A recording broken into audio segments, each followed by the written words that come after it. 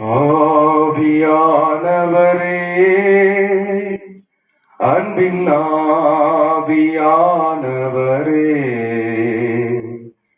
இப்போ வாரும், இறங்கி வாரும் எங்கள் மத்தியிலே. இப்போ வாரும், இறங்கி வாரும் எங்கள் மத்தியிலே.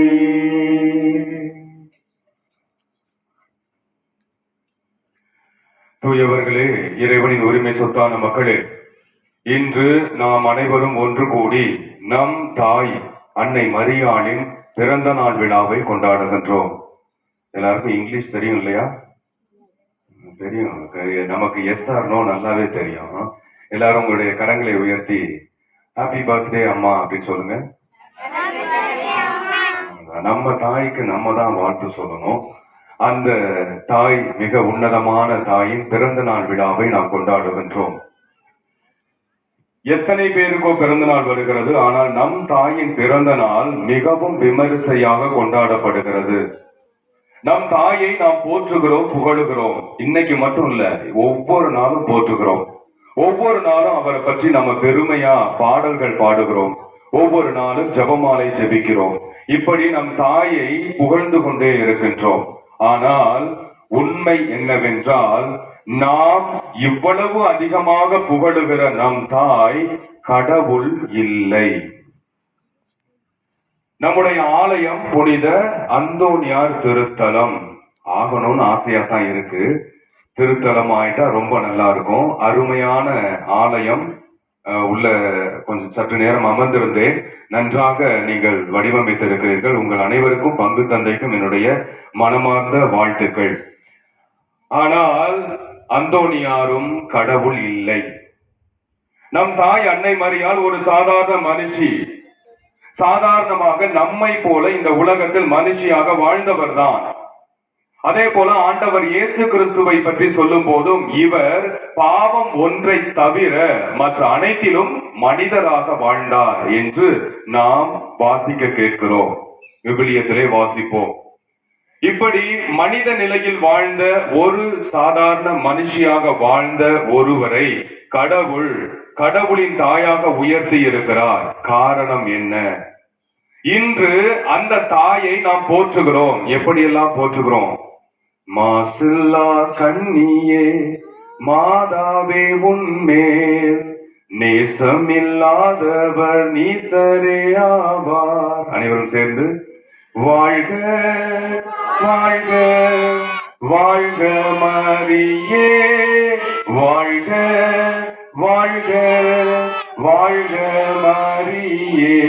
ஒரு சாதாரண மனித நிலையில் இந்த உலகத்தில் வாழ்ந்த ஒரு அன்னையை நாம் வாழ்க என்று வாழ்த்துகிறோம்.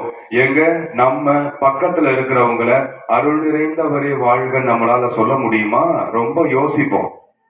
ஏனென்றால் இந்த காலத்தில் நம்மை பார்த்து யாராவது வாழ்க என்று சொல்ல வேண்டும் என்றால், ஒன்று உங்களுக்கு சொந்தமாக வீடு இருக்க வேண்டும், இன்னொன்று சொந்தமாக கார் இருக்க வேண்டும், பல ஏக்கர் நிலம் இருக்க வேண்டும், நீங்கள் ஒரு பதவியில் இருக்க வேண்டும், உங்களிடம் பணம் அதிகமாக இருக்க வேண்டும்.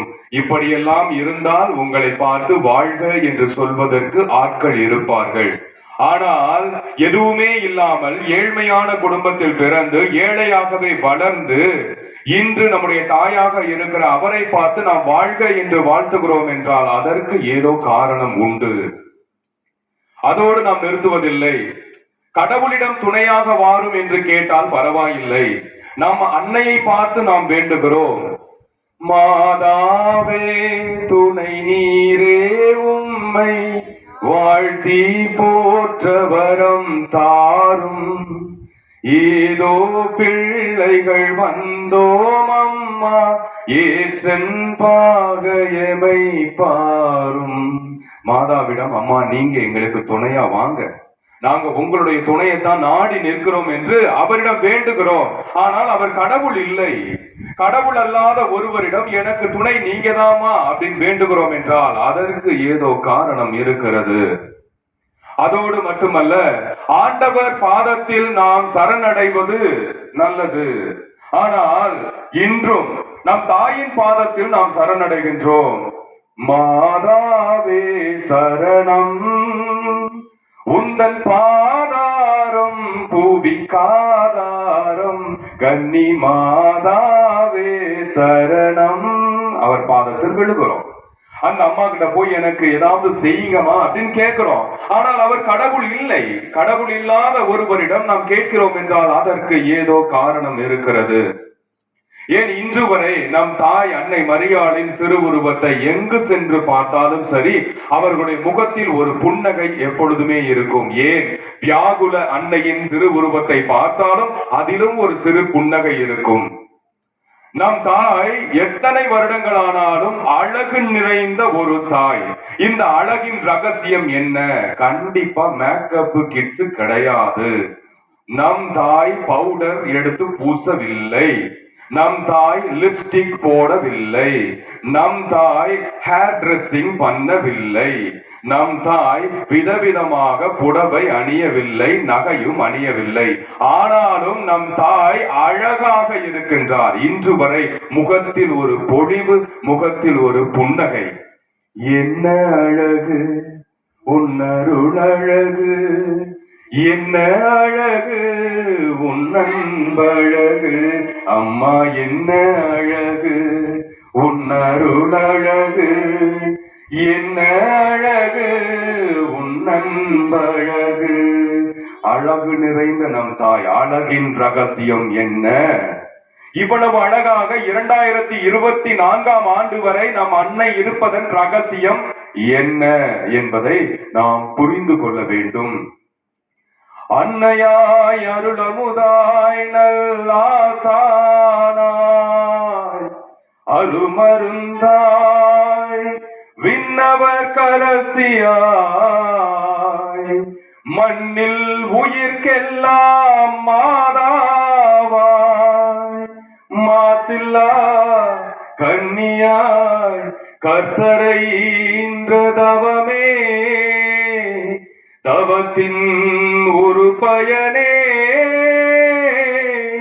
என் தாயான அம்மா தாயான அம்மா. இன்று வரை நமக்கு அருமருந்தாக இருப்பவர் நம் தாய். எப்படி அவர் ஒரு அருமருந்தாக இருக்கிறார்? எப்படி நமக்காக பரிந்து பேசுகிறார்? காரணம் உண்டு. அது என்ன காரணம் என்பதை நாம் தெரிந்து கொள்வோம். இன்றும் என்றும் வேளாங்கண்ணியை நோக்கி படையெடுத்து செல்லுகின்றோம். அன்னையை பார்க்க செல்லுகின்றோம்.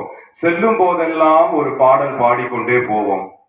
உம்மை தேடி வந்தே சுமை தீரும் அம்மா. மாதா ஒருபோதும் உன் சுமையெல்லாம் கொண்டு வா, நான் தீர்த்து வைக்கிறேன்னு சொல்லல. சொன்னது யாரு தெரியுங்களா? பெருஞ்சுமை சுமந்து சுமந்திருப்போரே எல்லோரும் என்னிடம் வாருங்கள். சொன்னது மாதாவா இயேசுவா? ஆண்டவர் தான் சொன்னார். ஆனால் இன்று அந்த அன்னையிடம் சொல்லுகிறோம், உம்மை தேடி வந்தோம், எங்கள் சுமை தீரும் அம்மா அப்படின்னு சுமையை சுமந்துகிட்டு போறோம். அன்னை கிட்ட கொடுத்தா நமக்கு எல்லாமே சரியாயிடும் அப்படின்ற நம்பிக்கையில. அந்த நம்பிக்கைக்கு காரணம் என்ன? அந்த அளவுக்கு அந்த தாயை நோக்கி நாம் சுமைகளோடு சென்று திரும்ப வரும்போது ஒரு மன தெளிச்சியோடு வருகிறோம் என்றால் அதற்கு காரணம் என்ன?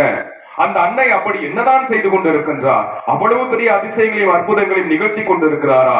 நிகழ்த்தி கொண்டிருக்கிறார். காரணம் உண்டு. ஏன் இப்பொழுது நான் திருப்பலி ஆரம்பிப்பதற்கு முன்பு நான் கேள்விப்பட்டது, எங்க ஊருக்கு மழை பெஞ்சா நல்லா இருக்கும், இந்த அம்மா ஏதாவது செஞ்சா நல்லா இருக்கும். கண்டிப்பாக செய்வாங்க. அதுதான் ரொம்ப முக்கியம். அந்த அன்னையிடம் கேட்டால் செய்வார் என்று நமக்கு நம்பிக்கை பிறக்கிறது. அப்படி அந்த அன்னைக்கு அவ்வளவு சக்தி இருக்கிறதா? காரணம் என்ன? இந்த சக்தியை அன்னைக்கு கொடுத்தது யார்? காரணம் என்ன?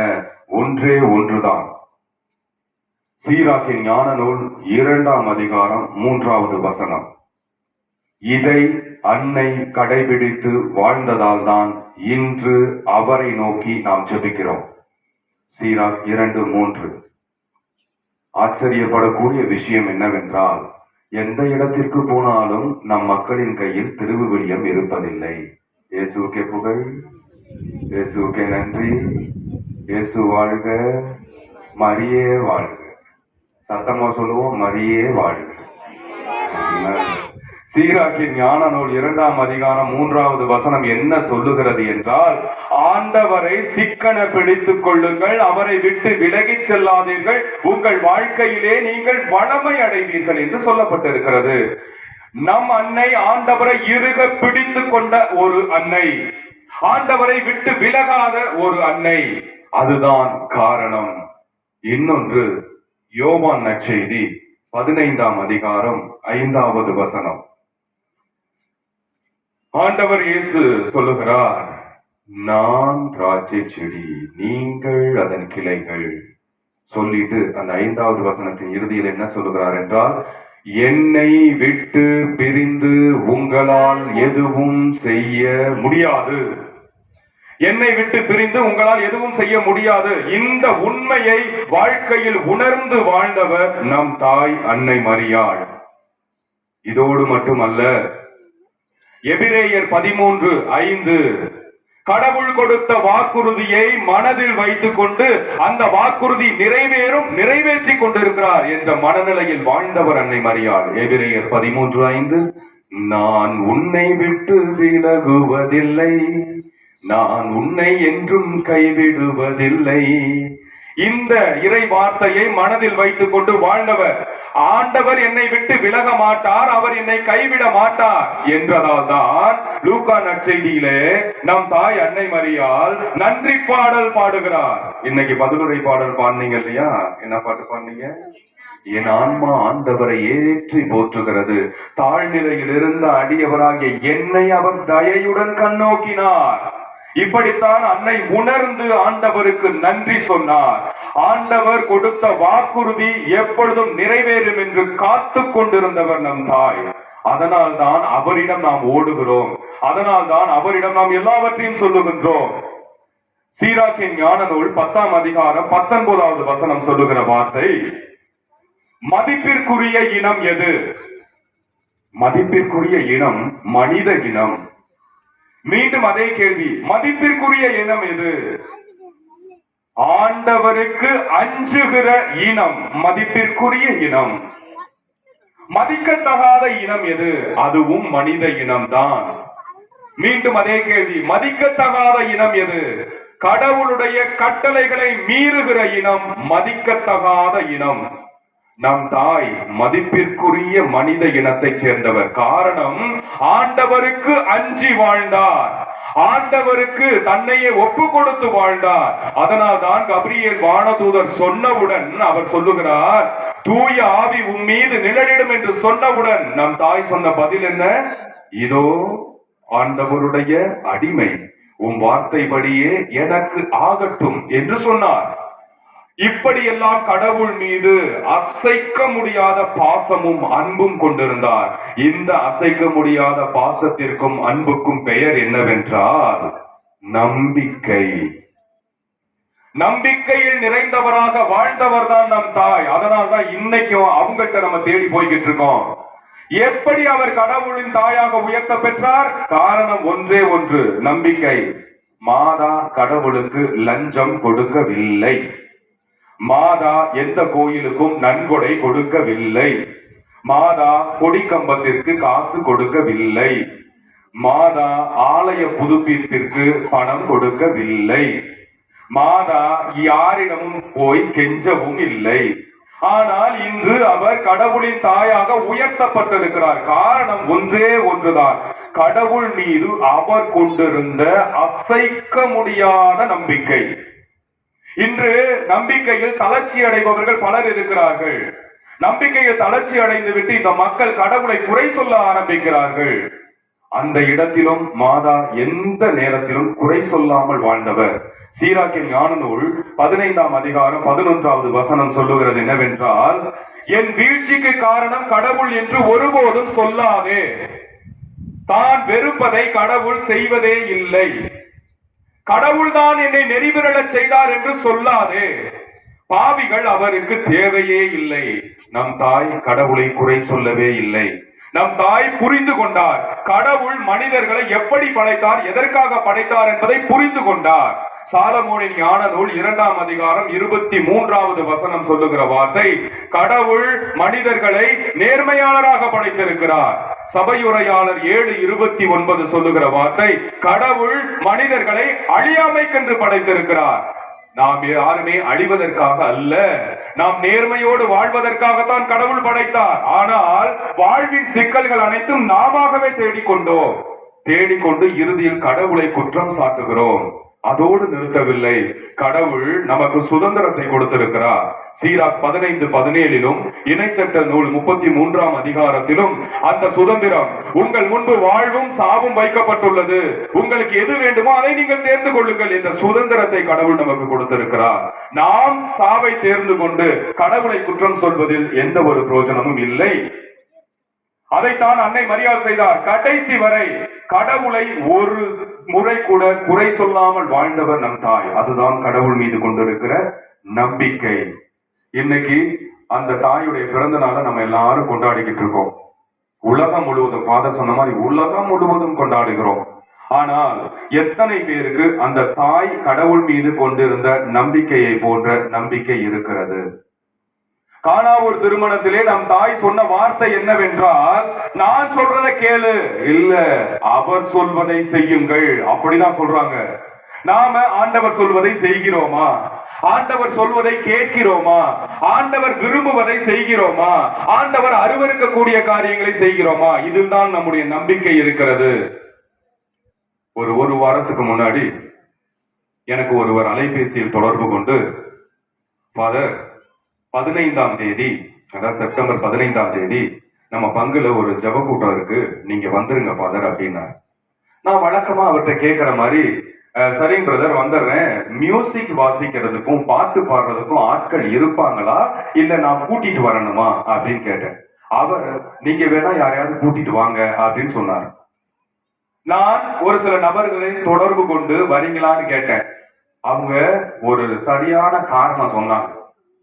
அதன் பிறகு மீண்டும் அவரிடம் நான் தொடர்பு கொண்டு, இல்ல யாருமே வரமாட்டேங்கிறாங்க அப்படின்னு. அப்ப அவர் சொன்னார், எனக்கு முதல்ல தெரியும் ஃபாதர் வரமாட்டாங்கன்னு, நான் உங்களை ஒரு சோதனைக்காக தான் கேட்க சொன்னேன், கவலைப்படாதீங்க ஃபாதர், நான் எல்லாம் ரெடி பண்றேன் அப்படின்னாரு. என்ன காரணம் சொன்னாங்க தெரியுங்களா? 15ஆம் தேதி எங்களால வர முடியாது ஃபாதர்ன்னு சொல்ற காரணம் என்னவா இருக்கும்? வீட்டுக்கு பத்திரிக்கை வந்திருக்கும், கல்யாண பத்திரிக்கை ஏதாவது வந்திருக்கும். நல்லா யோசிச்சு பாருங்க. 15ஆம் தேதியும் 16ஆம் தேதியும் பெரிய முகூர்த்தமா. என்னது அன்பு மக்களே, தாயின் பிள்ளைகளே, பெரிய முகூர்த்தம். இந்த முகூர்த்த நாள் என்பது திருவிவிலியத்தில் கொடுக்கப்பட்டிருக்கிறதா இல்லையா?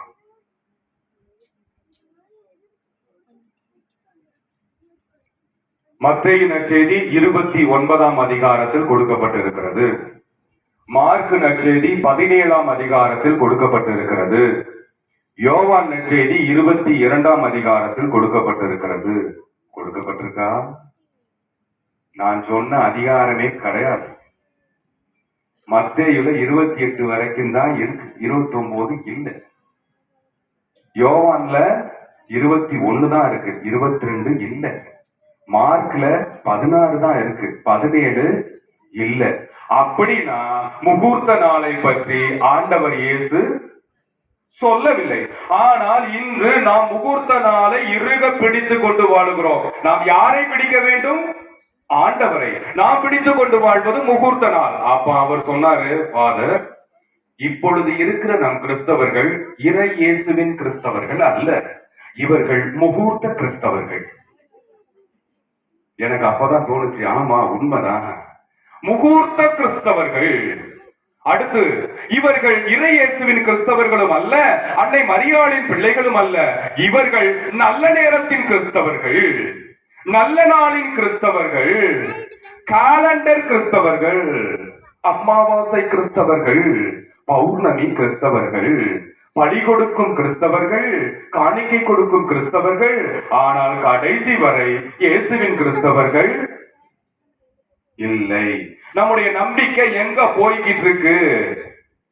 ஆண்டவர் பழைய ஏற்பாட்டில் வெளிப்படுத்துகிற உண்மை, நீங்கள் பில்லி சூனியம் இவற்றுக்கெல்லாம் அடிமையாகி இருக்கிறீர்கள், மூட நம்பிக்கையில் மூழ்கி இருக்கிறீர்கள், அது எனக்கு அருவருப்பை தருகிறது. எசாயா இறைவாக்கினர் வழியா ஆண்டவர் சொல்லுகிற உண்மை என்ன தெரியுங்களா? உங்கள் திருவிழாக்களை நான் அருவருக்கிறேன். நான் இப்ப நீங்க கொண்டாட போற திருவிழாவை நான் சொல்லல. எசாயா இறைவாக்கினர் அன்று சொன்ன இறை வார்த்தை, உங்கள் திருவிழாக்களை நான் அருவருக்கிறேன், உங்களுடைய எரிபலிகளை நான் அருவருக்கிறேன், உங்களுடைய காணிக்கைகள் எனக்கு தேவையே இல்லை. ஏனென்றால் நீங்கள் என்னை நம்பாமல் கடமைக்காக, சடங்குக்காக, பெருமைக்காக திருவிழா கொண்டாடுகிறீர்கள். ஆனால் என் மீது உங்களுக்கு நம்பிக்கையே இல்லை. எனவே நான் இவற்றை எல்லாம் அருவருக்கிறேன் என்று சொல்லுகிறார். அப்போ அருவருக்கக்கூடிய செயல்களை நான் ஆண்டவருக்கு எதிராக செய்துவிட்டு நான் எப்படி என் ஆண்டவரிடமிருந்து தேவையானதை பெற்றுக்கொள்ள முடியும்? அதே போலதான் இன்று என் தாயின் பிறந்த நாளை நான் கொண்டாடுகிறேன். ஆனால் நான் கடைபிடிப்பது முகூர்த்த நாளை. எங்க தைரியம் இருந்தா கையை உயர்த்தி, நான்லாம் வாழ்க்கையில முகூர்த்த நாளை கடைபிடிக்கவே மாட்டேன் ஃபாதர், எல்லா நாளும் நல்ல நாள் அப்படின்னு சொல்ற யாராவது இருக்கிறாங்களா? இருந்தாங்கன்னா நீங்கள் பேறு பெற்றவர்கள், நற்பேறு பெற்றவர்கள். உங்களுக்கு இறை ஆசீர் எப்பொழுதுமே இருக்கும். கவலையப்படாதீங்க. உங்களை திகில் அணுகாது, வாதை உங்கள் கூடாரத்தை நெடுங்காது. யாரெல்லாம் கை தூக்கவில்லையோ அன்னைக்கு பிறந்த நாள் கொண்டாடி பிரயோஜனமே இல்லை. கை தூக்காமல் இருப்பவர்கள் வேண்டுமானால் தேர்பவனி முடிந்தவுடன் வயிறார சாப்பிடலாம். அவ்வளவுதான், அவ்வளவுதான். நம்பிக்கை எங்க போச்சு? நம்பிக்கை நான் இப்ப கேட்டேன், 2 பேர் தான் கை தூக்குறாங்க. 2 ஆன்மாக்களை இறைவன் தொட்டு விட்டார். மீதி இருக்கிற ஆன்மாக்களை எப்பொழுது என்று தெரியவில்லை. ஆண்டவர் நமக்கு அதிகாரத்தை கொடுத்திருக்கிறார். என்ன தெரியுங்களா? மார்க் நற்செய்தி 16ஆம் அதிகாரத்துல 16வது வசனம் தொடங்கி, என் மீது நம்பிக்கை கொண்டோர் பின்வரும் அருமடையாளங்களை செய்வர், அவர்கள் என் பெயரால் பேய்களை ஓட்டுவார்கள். இங்க இருக்கிற ஒவ்வொருவராலும் பேய்களை ஓட்ட முடியும். ஆனா ஓட்டுவோமா? ஓட்ட மாட்டோம். ஏன்னா பேய் நம்மை பிடித்திருந்தால் ஓடும். நம்ம தான் பேயை பிடிச்சிட்டு இருக்கோம் இல்லையா? பேயை நம்ம பிடிச்சிட்டு தான் ஓடாது. அது என்னை விற்று கதறுது. எது? பேய் என்னை விற்று அப்படின்னு. நம்ம போகாத இரு அப்படிங்கிறோம். அதே போல நம்ம ஆண்டவருக்கும் தூய ஆவிக்கும் என்ன கட்டளை போடுறோம் தெரியுமா? வடிவேல் காமெடி தான்.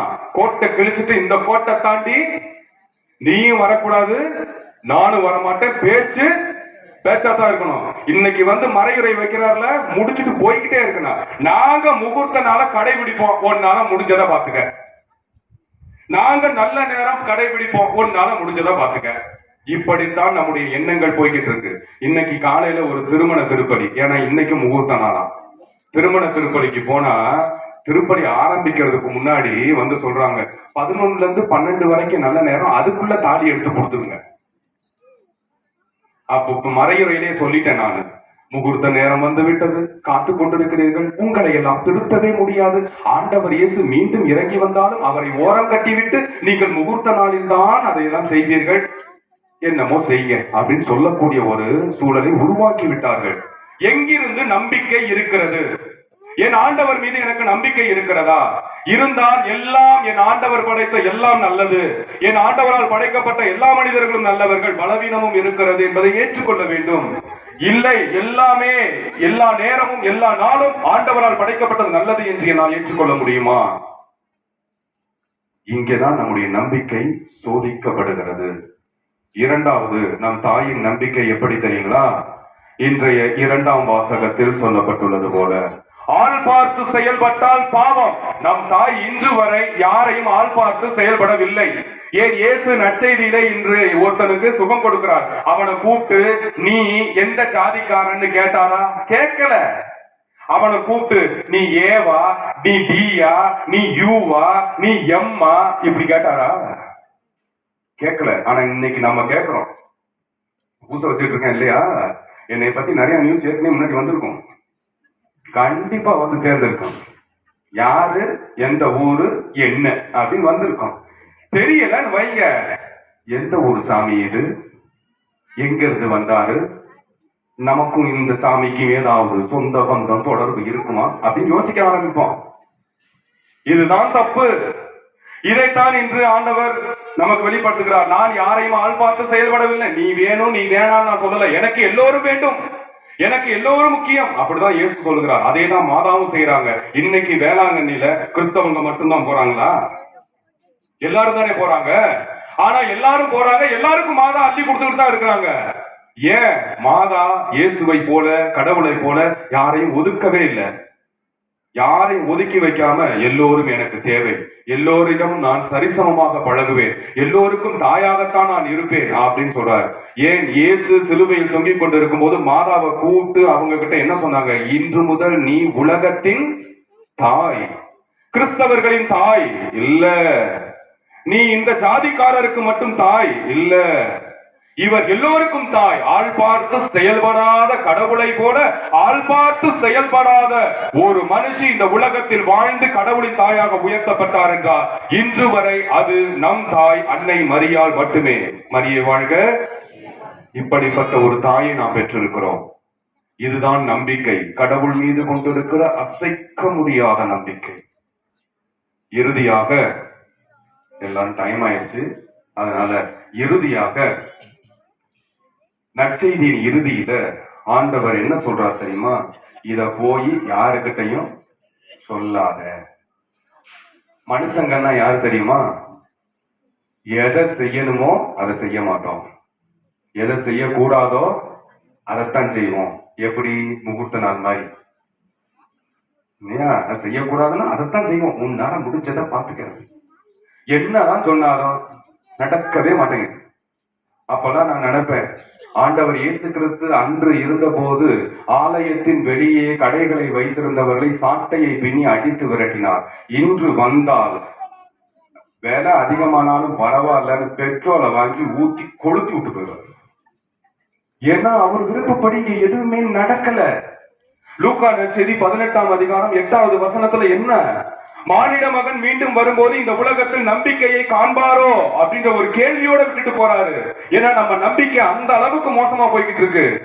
நாங்களும் சாமியார் தான், படிச்சுட்டு தான் வந்திருக்கிறோம், எல்லாமே தெரிஞ்சுதான் வந்திருக்கோம். நம்ம என்ன சொன்னாலும் நம்ம மனசுல ஏற மாட்டேங்குது. ஆனா யாரோ ஒருவர் கேலண்டர்ல எழுதி வச்சது மட்டும் பச்சக்குன்னு ஏறுது. எப்படி ஏறுதுன்னு எனக்கு தெரியல. இறை வார்த்தை அள்ளி கொடுத்தாலும் பூச முடிஞ்சோன்னா காத்தோட காத்தா போயிடும். இப்ப நான் சொன்ன இறை வார்த்தையில திரும்ப நான் கேட்டேன்னா வராது. ஏன்னா அது காத்தோட காத்தா போயிடும். ஆனா ரோஜா சீரியல்ல போன மாசம் என்ன வார்த்தைன்னு கேளுங்க, நிக்கும், பச்சை நிக்கும். அதுதான் நம்மளுடைய நிலை. அதே போல இப்ப இவ்வளவு நேரம் நான் பேசிட்டு இருக்கேன், எவ்வளவு நல்ல வார்த்தைகள் சொன்னோம், அது நம்ம மனசுல ஆழமா பதியாது. ஒரு வார்த்தை தவறாக விழுந்துருச்சுன்னா பூச முடிஞ்சா ஒரு குரூப் வந்துருவாங்க என்கிட்ட. அது எப்படி பாரு நீங்க அதை சொல்லலாம்? எப்ப அவ்வளவு நல்ல வார்த்தை சொன்னேனே அது உனக்கு தெரியலையா அப்படின்னா அதெல்லாம் விடுங்க. நீங்க இந்த வார்த்தையை எப்படி சொல்லலாம் அதை புடிச்சுப்போம். அதே போல இந்த நேரத்துல இங்க உட்கார்ந்து இருக்கிறாங்க பிள்ளைங்க, உட்கார்ந்துருக்காங்க. யாராவது ஒரு பிள்ளைய கூப்பிட்டு, ஏமா நீ எல்லாம் படிச்சிருக்கிறியா இல்லையா, கொஞ்சமாவது அறிவு இருக்கா இல்லையா அப்படின்னு நான் கேட்டேன்னு வைங்க. இங்க கேட்கும் போது அப்படி ஒரு ரவுண்டு பார்த்தோம்னா இந்த பெண்ணோட, இந்த பிள்ளையோட தாய் யாருன்னு தெரிஞ்சிடும். ஏன்னா முகம் அப்படியே மாறும். என் பிள்ளைய எல்லாரும் முன்னிலையிலும் திட்டுறாரு அப்படின்னு. அடுத்து நான் 10 வருஷம் கழிச்சு இந்த இடத்துக்கு பூச வைக்க வந்தாலும் அந்த தாய் என்னை மறக்க மாட்டா. உண்மைதானே? இவரா என் பிள்ளைய திட்டின சாமியார் தானே அப்படிமா. ஆனா இன்னைக்கு இத்தனை இறைவார்த்தை சொல்றோமே, நாளைக்கே வந்து மறுபடியும் நான் பூஜை வச்சாலும் வராது, ஞாபகத்துல நிக்காது. ஏன்னா நமக்கு அது தேவையில்லை. எனக்கு இப்ப தேவை என்னன்னா, நீங்க சீக்கிரமா பிரசங்கத்தை முடிங்க, பூசைய முடிங்க. ஏற்கனவே 6:30 மணின்னு சொல்லி 7 மணி ஆச்சு.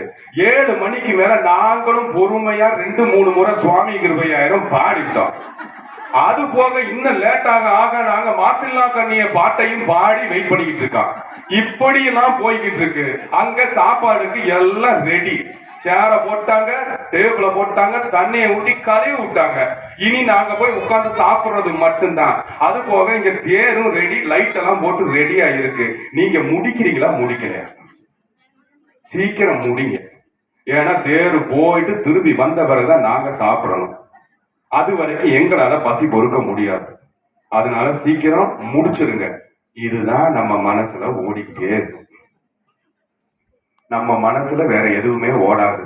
என்ன நற்செய்தி வந்தா எனக்கு என்ன, என்ன 2வது வாசகம் வந்தா எனக்கு என்ன? இதுல கொடுமையிலும் கொடுமை. 2ஆம் வாசகம் வாச்சவங்களை கூப்பிட்டு என்ன வாச்சாங்கன்னு கேட்டா கொடுமையிலும் கொடுமை, மிக பெரிய கொடுமையா இருக்கும்.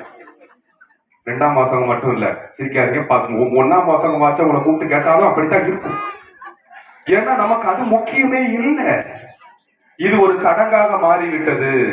அதனால்தான் எசாயா இறைவாக்கினர் வழியா சொல்றாரு, உங்கள் திருவிழாக்களை நான் அருவருக்கிறேன், உங்களுடைய எரிபலிகளை நான் அருவருக்கிறேன், எனக்கு அது தேவையில்லை என்று அவர் சொல்லுகின்றார். இவற்றை எல்லாம் கடந்து வாழ்ந்தவர் தான் நம் தாய் அன்னை மரியாள். ஆண்டவர் சொன்ன வார்த்தையை மனதில் எடுத்துக்கொண்டு இறுதி வரை பிடித்த பிடியில் பிடிவாதமாக பின்வாங்காமல், கலங்காமல், கலக்கவடையாமல், அஞ்சாமல் ஆண்டவரை பிடித்துக் கொண்டு வாழ்ந்தவர் அன்னை மரியாள். ஏன் சிலுவையின் அடியில் நின்று அழுதது வரை ஆண்டவரை பிடித்துக் கொண்டு வாழ்ந்தவர். அதனால்தான் அப்போஸ்தலர்களை அவர் திட்டவில்லை, என் மகனை விட்டுவிட்டு ஓடிவிட்டீர்களே என்று அவர்களை சபிக்கவில்லை. அவர்களோடு இருந்து அவர்களுக்கு பரிசுத்த ஆவியை வாங்கி கொடுக்கிறார். இதற்கு பெயர்தான் நம்பிக்கை. மன்னிப்பை கொடுப்பவர்கள் நம்பிக்கை நிறைந்தவர்கள். இதைத்தான் திருப்பாடல் 1 நமக்கு சொல்லுகிறது. நம்பிக்கை, ஆண்டவர் மீது நம்பிக்கை கொண்டவர்கள் நற்பேறு பெற்றவர்கள். அவர்கள் எப்படிப்பட்டவர்கள் என்றால், அவர்கள் நீரோடையோரம் நடப்பட்ட பசுமையான மரத்தை போன்றவர்கள். எப்பொழுதுமே ஜாலியா இருப்பாங்க, எப்பொழுதுமே மகிழ்ச்சியா இருப்பாங்க. இன்னும் ரொம்ப ஷார்ட்டா சொல்லணும்னா, இவங்க எல்லாம் எரும மாட்டு மேல மழை பெஞ்ச மாதிரி சம்னு போய்கிட்டு இருப்பாங்க. நீ என்ன வேணா திட்டிக்க, நீ என்ன வேணா பேசிக்க, நான் ஆண்டவரை நம்பி போய்கிட்டே இருப்பேன் அப்படின்னு. அதே மாதிரிதான் நானும். எத்தனை பேர் என்ன பேசினாலும் சரி, அரை மணி நேரத்துல 1 நிமிஷம் கூட குறையாது பிரசங்கத்துக்கு, இல்லையா? ஃபாதர் 15 நிமிஷம் தான் சொன்னாரு, தாண்டிருச்சு. எனவே இந்த நிலை, அதுதான் நம்பிக்கை நிலை.